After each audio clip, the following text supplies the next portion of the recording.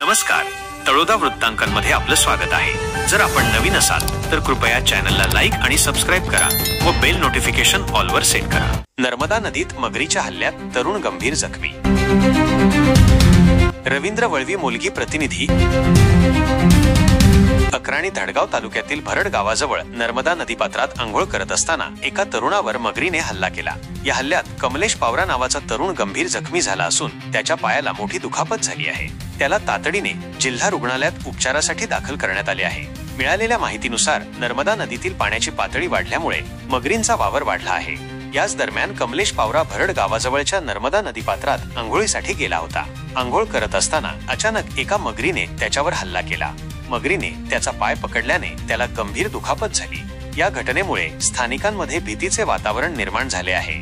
यापूर्वीही नर्मदा नदीकाठावर राहणाऱ्या अनेक नागरिकांवर मगरींनी हल्ला केल्याच्या घटना घडल्या आहेत। त्यामुळे नदीपात्रात जाताना नागरिकांनी विशेष काळजी घेण्याचे आवाहन प्रशासनातर्फे करण्यात आले आहे।